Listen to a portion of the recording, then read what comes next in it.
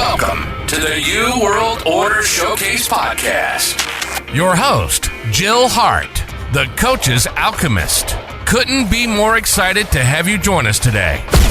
On this podcast, we celebrate the champions of change, the up-and-coming life, health and transformational coaches who are fearlessly stepping forward to make a difference in the world. Get ready for inspiring stories, practical tips, and powerful moments that will motivate you to make a positive change in your life and those around you. We're happy to have you join us on this incredible journey as we dive into the world of life, health, and transformational coaches who are lighting up the path towards a better tomorrow.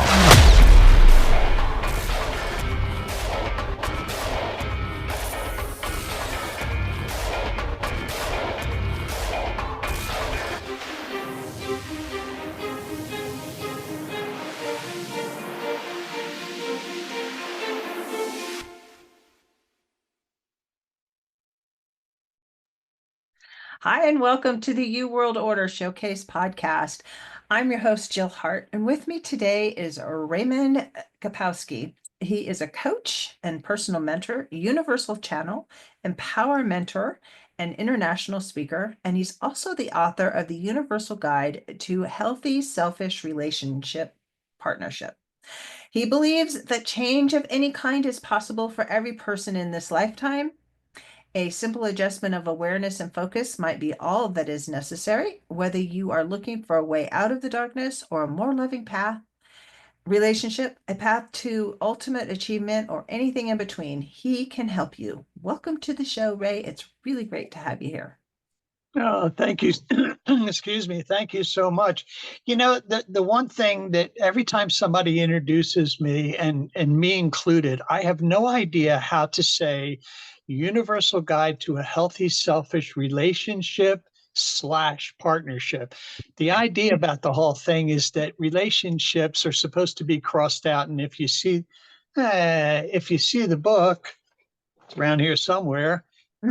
If you see the book, you can see there's a red line drawn through relationships. And I feel very strongly about that, but I have no way of saying it in a way that makes sense. So I just say relationship / partnership. I like it. And I'm with you 100% on the whole relationships versus partnerships thing. I know that you're a couples coach in a lot of ways. Yes. There you go. I like that. He's showing us his book. Yeah. Those of you listening. So how did you get started in this? You started to tell me before we started recording. I really let me see here. I started doing this part of it. You know, I had a really interesting and very interesting beginning to life. And I went through a whole lot of turmoil. I was actually born drunk, and my mother was a lesbian, and she had been raped, and she drank throughout the entire pregnancy. And the idea here is that she probably had me during a blackout. You know, so I was that was my start. And then I've had an amazing life being in show business and traveling and all this stuff. And eventually I ended up, with my own set of problems. And I got sober in 1984. I was talking to somebody recently about that. Excuse me, that I think AA started me on this path. You know, I was in the program, and in Los Angeles, I loved it. I enjoyed the people, but I started getting messages that be careful what you say, because what you're saying in the program here may not be taken the way that it is intended. And if I didn't get outside of the program, I might start doing more damage than good. And I could explain that, but that part really doesn't matter. What matters is that the messages that I started to get, and that was some of the first time that I connected with being a universal channel, because I would hear voices, I would see images, I would be talking and feel like I was being pushed out of the way, so more a different type of message would come, and there'd be and so that was like the start of it. But I also realized at that point that this was going to be the first time in my life that I was doing anything because I wanted to, and not because if I did it, will you love me? Will you keep me? That was the change. I had a sponsor that told me, he said, when are you going to start loving yourself? When are you going to stop hurting yourself? And I went through the whole process of figuring that whole thing out. And I said, something, uh, my job is going to be to help people and start to do that because I want to. And the hell with whether they like me or not, or anything that I was trying to get out of it. I was going to let all that go, and I was going to accept, that this is a mission that I have.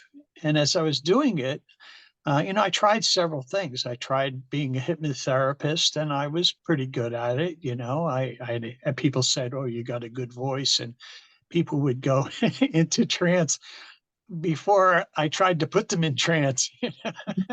And so, but that the messages I got when I was doing hypnotherapy was this wasn't it. It was good. It was fun. I didn't do stage hypnosis. I did really serious stuff, and I was a help to people, and I've always wanted to do that. And then I gradually moved on from doing hypnotherapy to doing relationship coaching. It was a natural progression. It's like when people would come to me, they would come for hypnosis, and I would hypnotize them, but I would spend more and more time talking to them about the situations and trying to give them power to make the changes rather than being hypnotized to make the changes. And I kept saying, something, I didn't like the fact that people walked out of the office thinking that I did this. It's not that I didn't like taking it. It wasn't what I needed to do. And when I moved away from that and moved into relationship counseling, I'm a very patient person. I love listening to people, but I started getting very frustrated. And I didn't understand it. I didn't know what was going on. And eventually, through my connection and stuff, I realized that the thing that was bothering me is that everybody, without exception, everyone that came to me for any kind of help wanted to know how to fix what they did. They wanted to know tools of how to get over stuff and how to let things go. And in the back of my mind, I was screaming that just don't do it. I mean, how come nobody asks me, how do you prevent doing it? What is that? What is the point that you say to each other, why are we hurting each other? Why are we doing this? Let's not do that. And then we don't have to fix it all the time. And of course, it's, people are going to, have problems and all that, but you could really minimize it by developing a partnership. And a partnership is very different. And that's when the light went on, when I started to recognize partnership as being the answer to relationships, and something that it's not new. It's just something that humanity seems to have missed. We apply partnership in other ways, but not in loving relationships. So it make a little sense. It makes total sense to me. I think that relationships are more of a control mechanism, and partnerships are an empowering mechanism. Both Yeah. sides are equal. They may be different, but they're equal in value, and they both contribute something. A relationship just means that you're in proximity to each other, and you can have a good relationship where it's a partnership, or you can have a relationship where one person is doing all the giving and the other person's not participating at all, but you're in Yeah. proximity to each other through contracts or other mechanisms. But it's there's a really important distinction to be made between those two words. Think about relationships. Think about relationships in respect to husbands and wives. The fact that we have a husband, a wife, a boyfriend, a girlfriend, or boyfriend and boyfriend, or whatever the hell you do, the second that you name yourself as being such and such a person, it's divisive. Why do I say divisive? It's divisive. It separates us. It gives us things to do. Husbands have ways to act to handle their wives. Wives have, vice versa and all that stuff. What's missing in all of that equation is equality. People need to say, I'm a human being first, and I just happen to be a woman. I'm a human being and I happen to be a husband. But we're human beings first. And as human beings, what we need to do is talk to each other with the idea and the intention of protecting and building a partnership.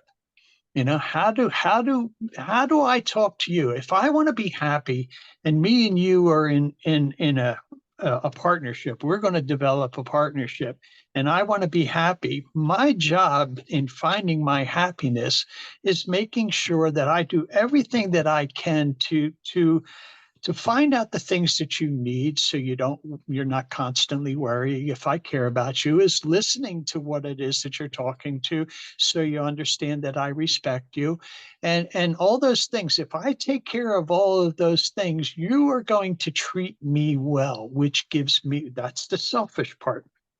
Mhm. I'm going to treat you as best as I can because I don't want you to be a pain in the ass.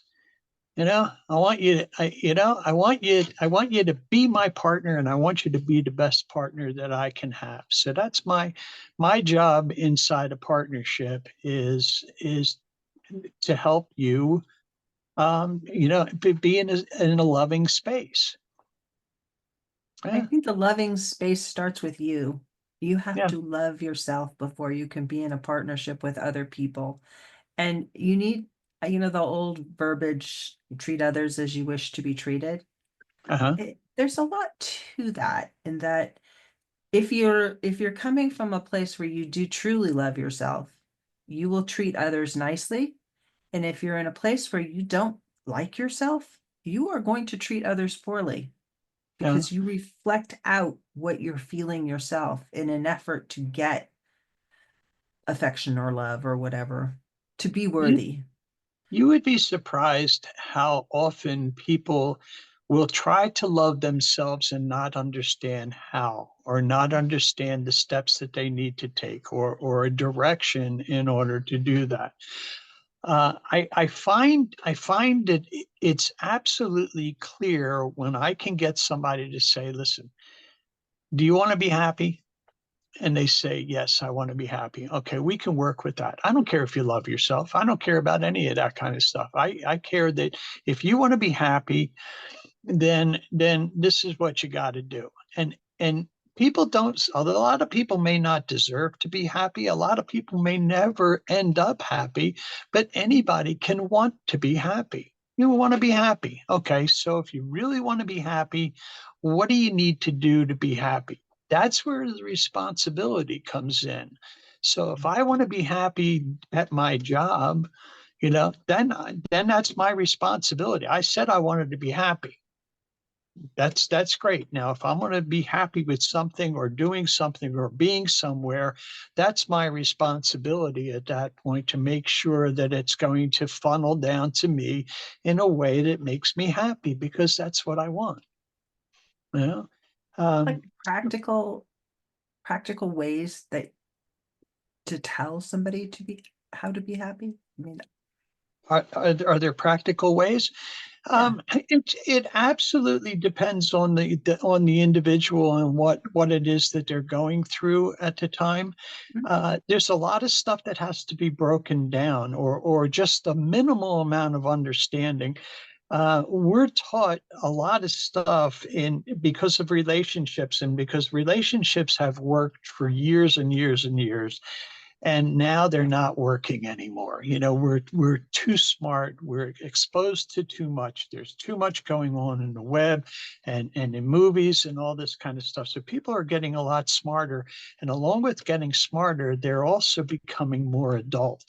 And so some of the things that I have to deal with, and one thing in particular, is the idea about negativity being negative.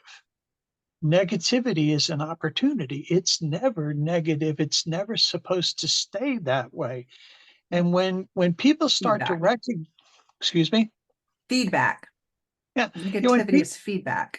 Yeah, and it's setting up an opportunity for us to look at what happened in the past, what's happening now, how are we treating each other, and being able to go, okay, well, that sucked. Let's do something else.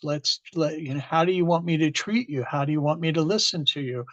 This type of thing is what happens, and that's when you do that, when you recognize that you've been duped into this idea that negativity is supposed to be gotten over, you're supposed to forgive and forget, you're supposed to let it go, all that kind of stuff is useless. It's a waste of time. Negativity inside a partnership, if something negative happens, when people are already partners, when they understand the partnership and they've been working at it, when something bad happens, it's almost like, oh, goody, goody, we get to work together and get closer. It's a completely different and a very opposite kind of effect to recognize that this is, oh, good, so we screwed things up. That means that you're going to talk to me and I'm going to talk to you, which means that both of us have an intention to have a good partnership. Because you wouldn't be talking to me about this unless you really wanted to have a good partnership, unless you wanted to clear it or find a new way to talk to each other. You wouldn't do any of that kind of stuff unless it's something that was important to you. So I want to know that it's important to you. And that's the other side of it, is that importance that we're touching on right now, that importance comes connected to an intention, and the intention is to be happy. The intention is to have a good partnership. And that brings up the next point, which is a really weird way of looking at trust. And I went through a period of time that a lot of people were coming to me, and it was really about me learning the stuff that I needed so that I could write it in the book and promote it and all that stuff. The idea about trust, our concept of trust, apparently in relationship to partnership, our idea about trust is generally for our own comfort and nothing to do with reality. You broke my heart, you broke my trust and everything. Well, what did you trust for anyway? What made you think you could trust somebody if you didn't really understand what their intention was, what they're trying to get out of this, what it meant to them? When you start to do partnership and you start to recognize that you got two people here that are trying to protect what they value, and what they value is this partnership. And when you know somebody, when you know that that's their intention, that this is something that they really, really want, and it's really important to them, you can not only begin to trust them there, but you can help them. You can help them get the things that they need so they can get that stuff, and you can trust them more. Be more connected. Makes perfect sense. So how do you work with people? I know. It sounds like it shouldn't, but it does.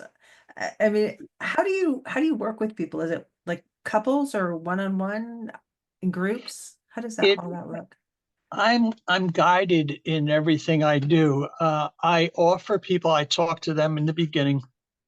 And it depends on, every situation is different. What I'd like to do, if I could do. Hey all, I'm Jill Hart. We all know that legal matters can be costly and stressful. Finding the right representation and dealing with high retainers and hourly bills adds up fast. But what if I told you there was a way to have legal insurance, just like your health or auto insurance? Well, Legal Shield has leveled that playing field. From just $29.95 a month, you get access to lawyers for personal legal matters, from traffic tickets to real estate issues or even trust matters. Help is just a tap away on your phone.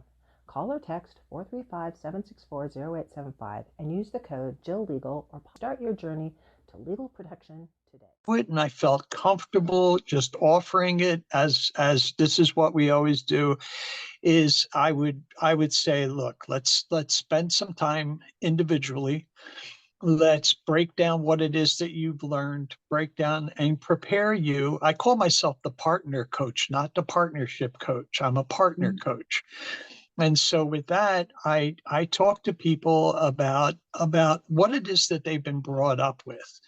What have their parents taught them, all this kind of stuff. And then we break it down, and then I get them prepared to become partners. And if I have that opportunity to get them to see me individually for a little while, they're much more prepared to put the partnership together. Generally speaking, when people come to you for help, they've got this urgency to fix what they think is the problem. And it's hardly ever the problem. It's always an issue. Issues are never the problem. The problem is something much deeper. The problem is, what is it making us feel like? What are we bringing to this? All this kind of stuff, that's where the problem is. So if they're not prepared to look at it in a different way, they're going to look at it in the way that they expected it to be dealt with, which I have to stand there and go, wait a minute. No, that's not working. Look, so it just makes it easier for me and easier for them. And I can see that it really does benefit people. I think the hardest thing that I have to deal with, and it happens an awful lot, is infidelity. That kind of stuff is like, it's a crazy maker for people, and everybody says, you cheat on me and we're done, man. We're never coming back from that, and that's terrible, and all that kind of stuff. But they still end up looking for help. So maybe it's not the end. Have to be. We're raised with all of these Yeah. rules and expectations, and if this happens, then that has to happen. But says who? Yeah. Well, the idea about it is that it doesn't get thought through. It gets thought to a point, and everybody agrees that the person that got cheated on, we got to take care of that person, and the other person that did the cheating is a jackass, and and all that stuff. And that's not true. It's just not true. A lot of times I have found that when I really dive in with people and find out, why did somebody cheat? Well, first off, men cheat for different reasons than women do. But when you dive in there and you really find out what's going on, the person that got cheated on, they feel really bad, and everybody feels bad for them, but when you look at it, the person that did the cheating may have been suffering for years, may have been alone, may have been disconnected, may not have been able to trust. Whatever is going on with the person that cheated really needs to be looked at as well. Now, when you recognize that, okay, so this dumbass cheated on me, when you recognize that your expectation that somebody would not cheat on you is premised on the idea of, what did you do to prevent it? What did you really do to prevent that thing? Did you guys talk to each other? Did you find out what a person's feeling, what they need, was that important to you? And generally speaking, we're more concerned with getting what we need than giving what they need. And that's where partnership changes everything. Mm-hmm. So what does a healthy selfishness look like in your worldview?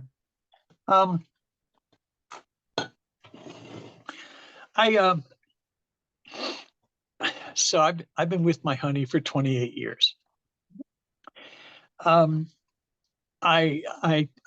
don't walk past her without touching her. We kiss constantly, a lot of holding hands. I was joking the other day and said we were watching somebody on a show give someone a foot massage. And she says, I really like this. And I looked at my honey and went, something. I don't know that there's been a full week worth of days that you have not gotten a foot massage, and she agreed. And so I try and treat her really, really well. And everybody from the outside that sees us together and is privy to the way that we treat each other thinks that I treat her great and all this kind of stuff. And what they don't know is that the reason that I do it is for me. I treat her really, really well. And the reason that I do it is I do it for me. Because I don't want to risk losing her. I don't want to risk her being unhappy. I don't want to risk her thinking that I don't care about her. All that kind of stuff could cost me in the end. I want to be very, very selfish about why I do these things. I do these things for me. I do them. The honesty part about the selfishness is that I'm not selfish in a way that I try not to be selfish in any area of my life, because if I manipulate somebody to get something that I want, I risk it coming back and biting me.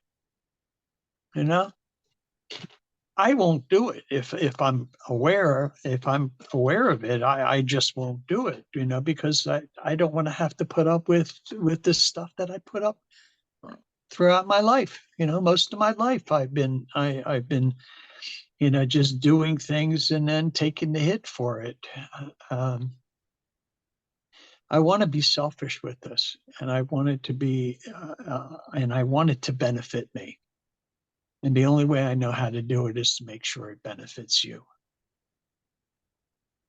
Yeah. I like that. Yeah. I've been married for a really long time as well. We're hitting 30 years. And and all of the things that you're talking about, I'm sitting here thinking, yep, that's what we do. Yep. It's just making the other person feel like they're the most important person to you. Yeah. Really, they live up to it. It works that way in all interactions with human beings.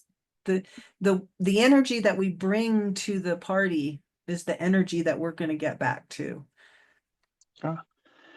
There's something. I'm glad that you said that about yourself and about your partner. We have a tendency to really look at and talk about negativity and talk about fixing things and all that stuff. I suggest that I do have people that come to me that occasionally now, that since partnership has been around and I've been promoting that, I do get people that come and say, we want it to be better than what we had. And I find that's very important. And really, I'm very proud of people when they do that. They come up short.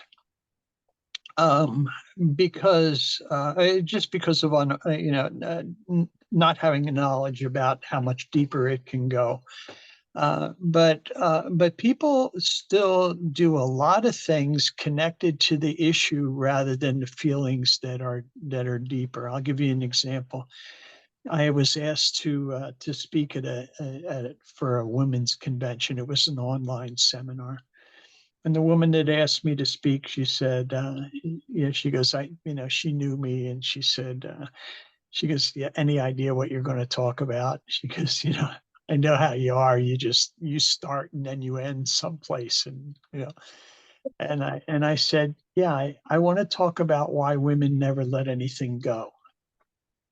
And she said, there's going to be a lot of women. We expect like 500 women. She says, are you sure you want to do that? And I said, yeah. I said, because what I'm going to say here not only benefits, it not only exposes something about women, but it benefits who they are as well. And what I mean by that is that when something happens, women keep bringing it up. People say that all the time. Women never let anything go. You can't please them. You can't. It's all this stuff about women is just terrible information, because you don't know unless you stop and look at it a different way. You don't recognize the benefits of having a powerful woman inside a partnership. She keeps bringing things up, not because she has to bring up the issue, but because there's something in that issue that has not been fixed yet. It has not been addressed. Why did you, what did you do? What, all that kind of stuff. What is the issue? How are we not going to do that? That's great. But how I feel about what you did, that does not get addressed. You, you, I wonder, do you care about me? I wonder if I'm valuable. I wonder if anyone could love me. All of those kinds of things happen behind the issues that get fixed. I think one of the worst things that people do inside relationships is say, are you okay? Because everyone has a tendency to go, yeah, I'm okay, I'm fine, but they're not. Fine.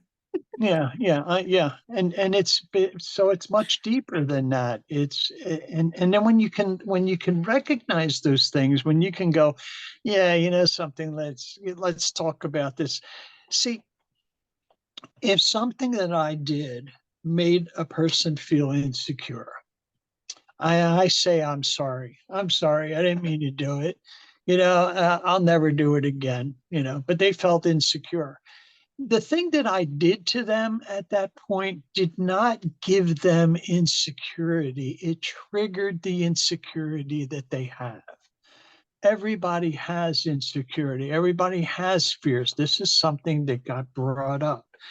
Now, inside a partnership, the way that you would deal with that kind of thing, I did something and I can see it made you feel really insecure about it. I promised I wasn't going to do it. I promised it's going to get better. If I try to use that to fix that insecurity, it won't work. It doesn't work.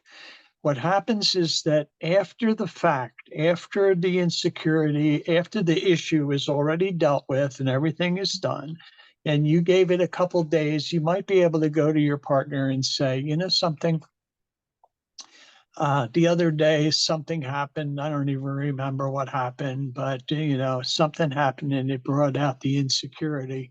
And I would like to tell you how wonderful you are. I would like to tell you what you mean to me and what this, our partnership means, and how, and how I honor my time and everything with you. If it's not connected to an issue, then the insecurity can be dealt with that way. Make sense? It does make total sense. I think it's kind of a two-way street, though, too. You have to be willing to address the insecurities yourself. We're all responsible for ourselves ultimately, and we can choose how we're going to react in different situations. And sometimes you're just melancholy. That old Clint Eastwood movie, got the melancholies, and sometimes you just need to embrace that you have the melancholies. You don't need to live there. And being able to express with a partner that, I'm in this position right now. It's okay. You don't have to solve this problem for me. I'm not the victim here. I'm just experiencing some emotions, and recognizing it for yourself that, I'm just experiencing some emotions, and experience them. and then you can move through them and have a different outlook, and not get caught in the I'm a victim of this situation and it's never going to end. It's always this way. So the Yeah. never always trap that people fall into that really destroys their lives, and it destroys partnerships because you start to project that onto other people too. Yeah. Okay. I like that. And there's something that happens as you're building a partnership. There's a clarity that happens that as we're talking about things and you're feeling melancholy about something like that, and then afterwards we have a responsibility as partners to say, how does this affect you, or how do we treat this situation that is different than me just saying, this is how I feel right now, everything is okay, I'm just feeling a little down. There's an area there that you can use to say, really, you don't have to take this personally, you don't have to worry about it, everything is okay. And maybe we could have some kind of way of expressing that so that your partner knows when to jump in, when not to jump in, knows that these things can happen, and trust. You have to have some trust build up that that you're going to go through this, and we're going to talk about it if we need to, and we're here to talk about it if it needs to be, and this type of thing. So in the partnership, it's not just about doing things or feeling things, but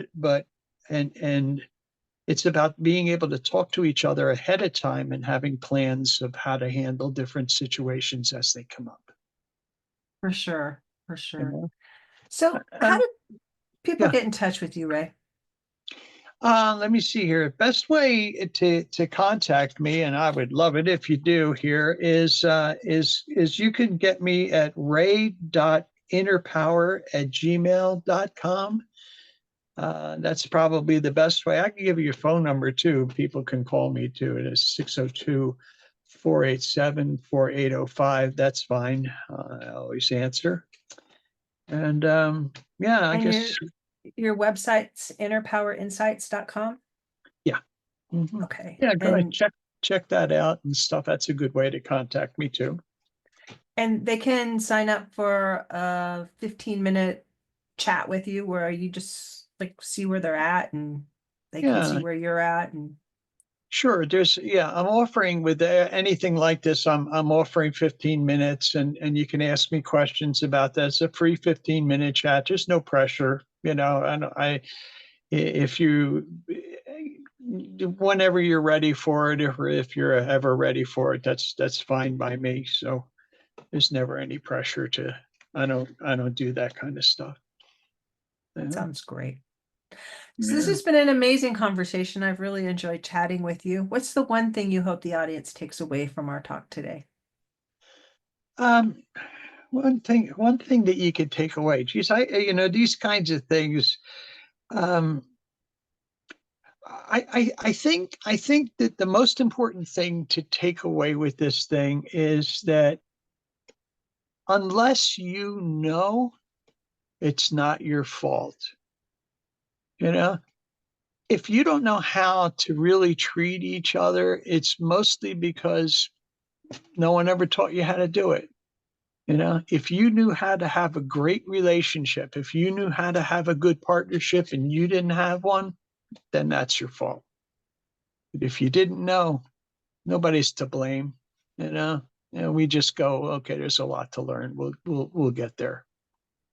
I like that. And seek help, because help's available these days. Sure. Yeah, plenty.